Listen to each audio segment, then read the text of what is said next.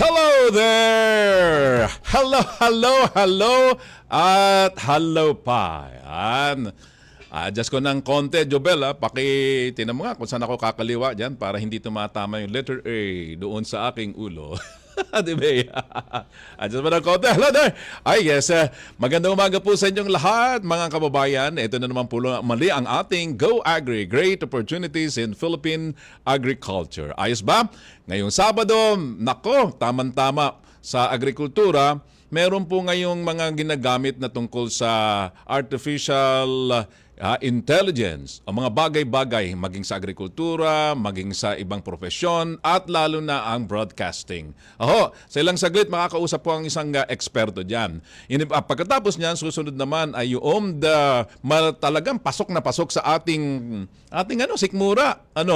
Yung bigas. At pagkatapos ng bigas ay isda naman.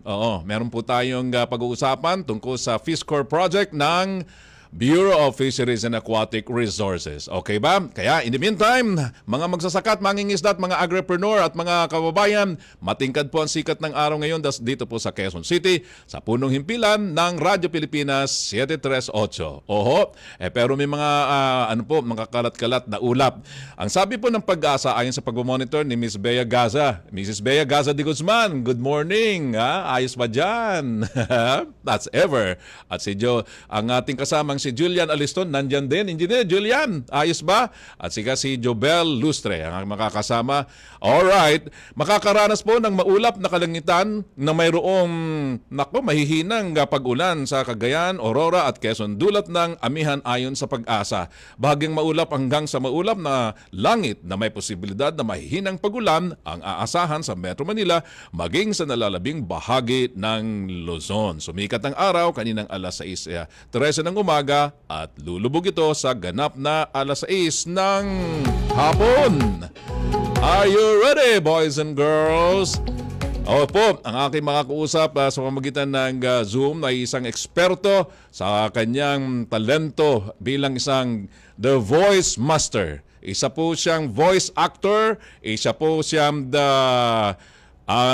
ang tawag dyan, motivational speaker, lecturer at book author. Ang sinasabi ko po sa inyo, kilala na rito sa ating bansa at saka sa ibang bansa. Si The Voice Master Pocholo De Leon Gonzalez joining us via Zoom. Magandang umaga, Choy. Good morning. Hi. Good morning sa iyo. Hello, great day, Sir Kiko. Great day. Magandang lalaki po talaga kayo, sir. Aba, ginagaya lang kita. Mapagpala at mapagpalayang araw po sa lahat ng mga nakikinig at nanonood sa inyong napakagandang programa. Kita nyo na, boses pa lang yan, ulam na. Kaya The Voice Master ang tawag sa kanya. Pero nakakagawa-gawa pa yan ng iba pang mga boses. Sasampulan niya tayo mamaya. Pocholo De Leon Gonzalez ang tawag sa kanya. Can I call you Choy? Pocholo? Yes, Sir Kiko. Alright. Pwede pong tawaging Choy. Alright. Thank you. Salamat sa pagpapaunlak mo sa panayam na ito. Please tell us, pinag-uusapan na yung artificial intelligence sa lahat ng mga aspeto ng aplikasyon sa ating bansa, nagmula sa ibang bansa at ngayon ay dito na natin ginagawa. Please tell us an update on the artificial intelligence. Alam niyo, ang AI or Artificial Intelligence, Sir Kiko, ay matagal na po yan na kumbaga nagawa, ano? At mga 1950s pa po ay ito ay na-imbento na at nagawa na. But in the recent years, because of pandemic, nagsimulang bumilis ang development ng Artificial Intelligence. At ngayon nga, sa loob lang ng 5 taon, yung dating akala nila ma-reach pa ng ilang taon, mga 10 to 20 years, ay nagawa lang po sa loob ng 5 taon. Ganon kabilis ang pag-sibol, kung tawagin natin. Sibol, parang isang tinanim na buto at umusbong. Namunga agad, kumbaga, sa sobrang bilis niya. Kasi parang di ba, ang computer, nagdadagdag po yan ng times 2, times 3 in the next 2 to 3 years. Ganon.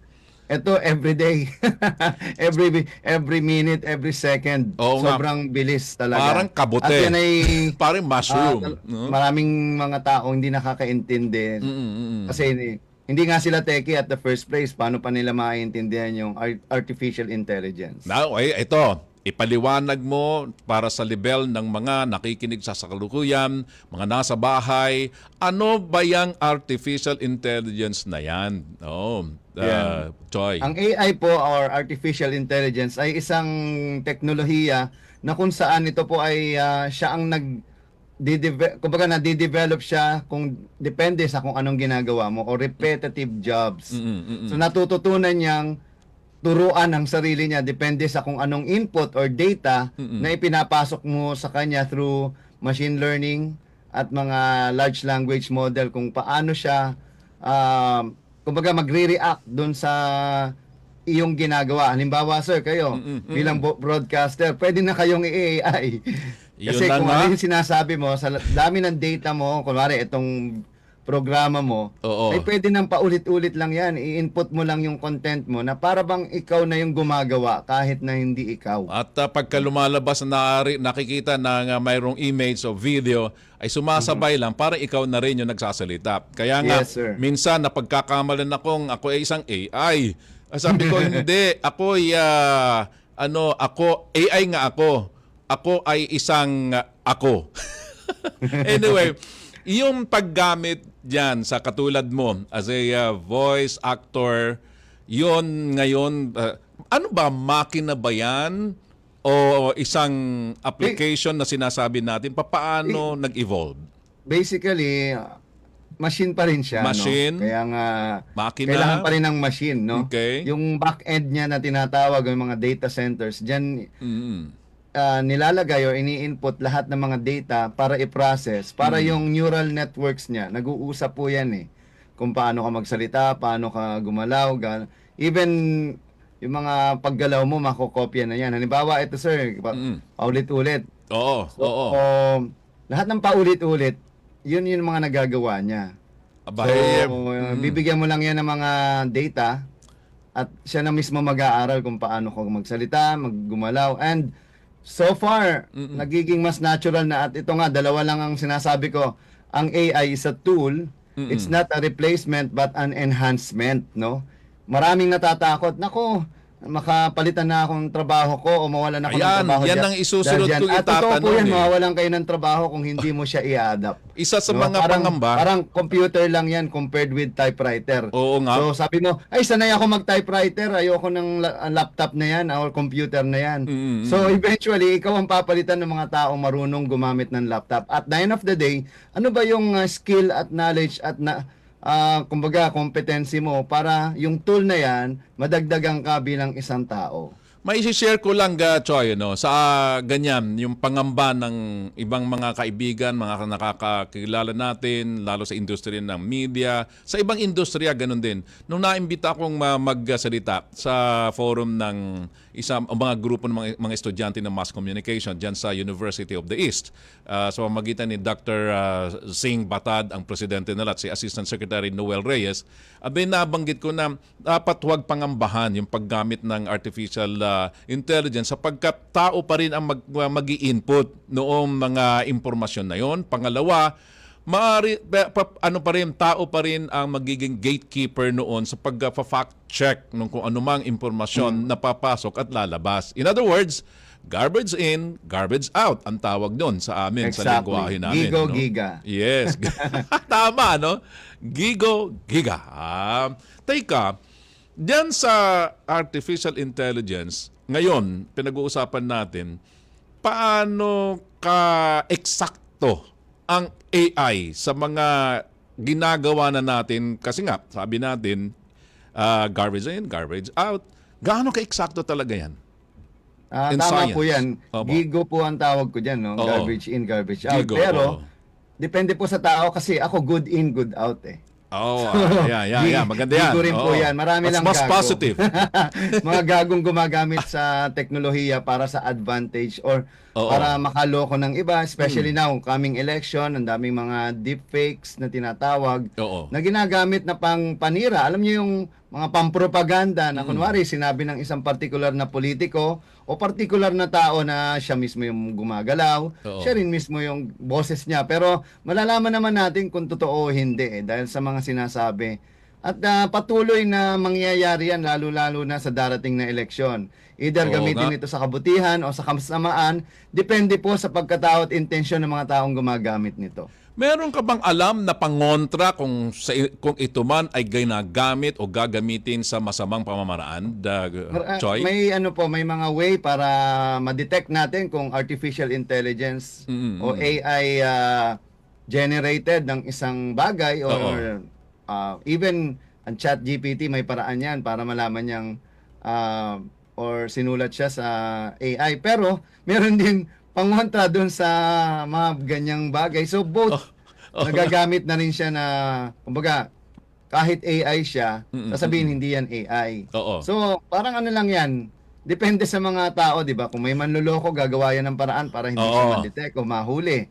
Tama ka. Again, it's a tool. So hindi siya tao, wala siyang emosyon, wala siyang puso, wala siya. Depende sa gumagamit. Sabi ko nga, hindi naman siya replacement, enhancement lang. For example, Sir Kiko, ako, no?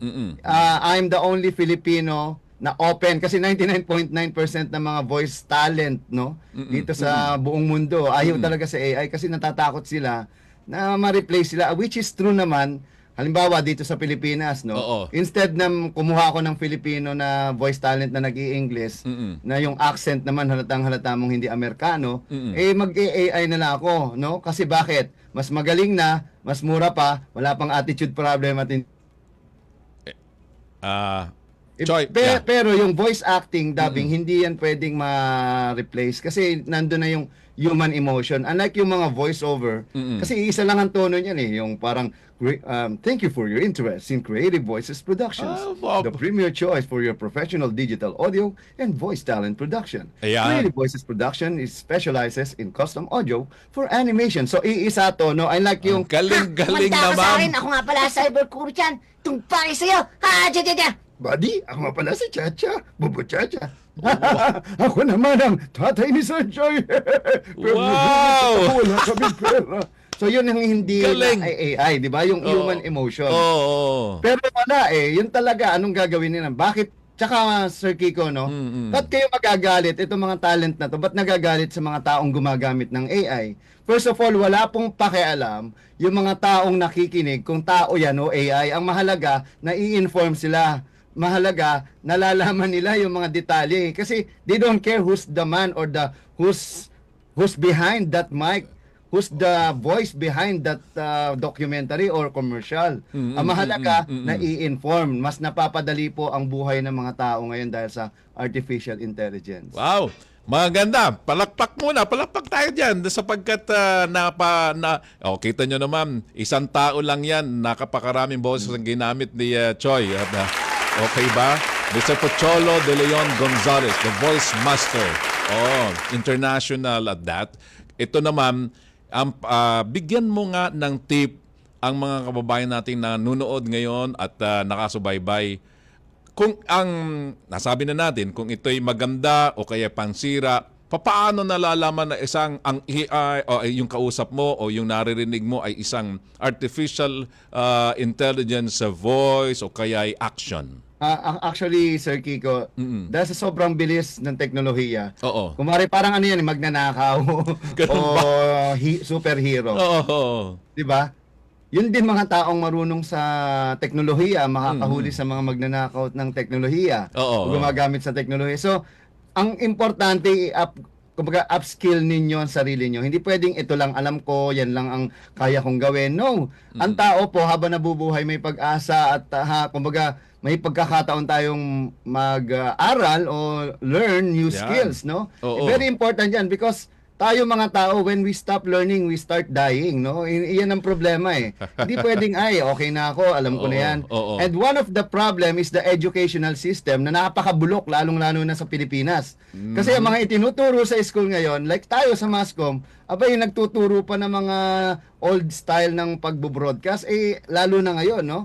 Mas marami nang nanonood ngayon sa mga YouTube kaysa sa radyo. Yun yung problema. Kaya nga, ang the word is, Choi, is kailangan ikaw mismo upskilling. mag-adapt at mag-adjust ka. Yeah. Or mag-adapt ka. You accept new changes or else, mapaguhulihan ka, lalong-lalo na ito ay changing of guards na, new generation, new era na tayo ng teknolohiya and also leadership, no? Makikita natin ang pagpapalit ngayon ng mga leader sa buong mundo. Oo. Kasama yan, pati ang teknolohiya nagbabago. Parang dati, telepono lang tayo sa bahay, di ba? Yung mga dial-up na internet. Yes. Ngayon, wireless na, meron nang Starlink na galing sa satellite. And the next generation, ngayon, 5G na 6G, 7G. Tama. And patuloy na magbabago. Ang tanong, ikaw ba nagbago? Ikaw ba nag-adapt? Ang tanong din, ano ba ang intention at motibo mo bilang isang tao? Halimbawa, sa agriculture, Oo. napakalaking bagay ng artificial intelligence. At Yun nga yung susunod marami kay na pong tatanong, ano? na-invento Oo. na teknolohiya ng artificial intelligence para sa agri. Yun. So nakikita mo, ngayon gagamit din sa agriculture yung artificial intelligence. Ano, may mga bagay-bagay na ngayon yan. Well, alam mo, talagang sa pagkakataong ito, alam ko marami nakaka-interest. Saan mako-contact si Choi Pocholo de Leon Ayan, Gonzalez? napakadali lang po. Oo. I-google nyo lang, who's the best Filipino voice talent. Pero joke Ganon. lang po yun. Hanapin nyo, Voice Master, Creative Voices. Yan, Alright. makikita nyo na po ako. So sa mga may taong may mga tanong po, magkakaroon po tayo ng mga workshop and online training kung paano gumamit sa AI on your own advantage para sa negosyo nyo, sa sarili nyo, and self-development. Especially, meron po kami ngayong March 15, may Voices Con po. Ito po ay libre, no?